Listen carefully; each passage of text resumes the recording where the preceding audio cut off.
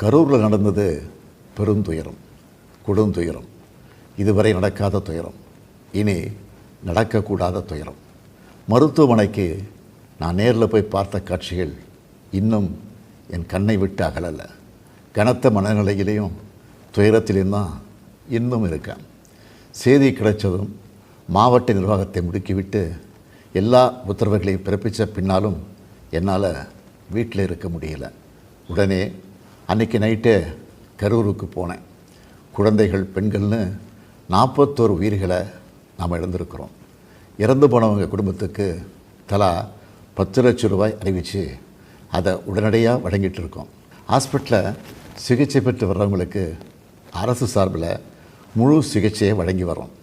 நடந்த சம்பவங்களுக்கான முழுமையான உண்மையான காரணத்தை ஆராய முன்னாள் நீதியரசர் அருணா ஜெகதீசன் அவர்கள் தலைமையில் ஒரு நபர் விசாரணை ஆணையம் அமைக்கப்பட்டிருக்கு.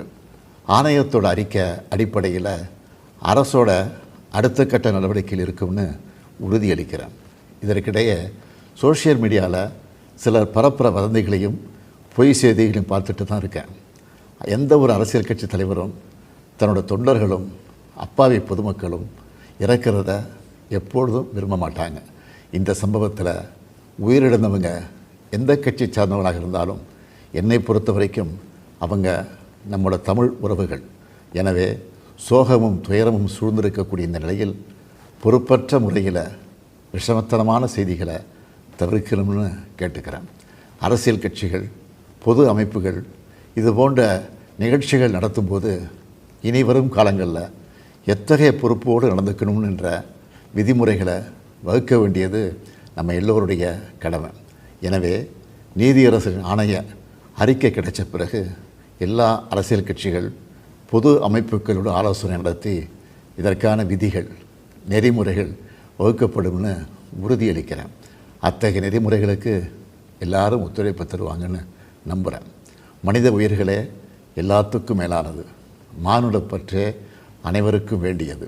அரசியல் நிலைப்பாடுகள், கொள்கை முரண்பாடுகள், தனி மனித பகைகள்னு எல்லாத்தையும் விலக்கி வச்சுட்டு எல்லாரும் மக்களுடைய நலனுக்காக சிந்திக்கணும்னு கேட்டுக்கிறேன். தமிழ்நாடு எப்போவுமே நாட்டுக்கு பல வகைகளில் முன்னோடியாகத்தான் இருந்திருக்கு. இதுபோன்ற நிகழ்வுகள் இனி எந்த காலத்திலையும் நடக்காமல் தடுக்க வேண்டியது நம்ம எல்லோருடைய கடமை. நன்றி, வணக்கம்.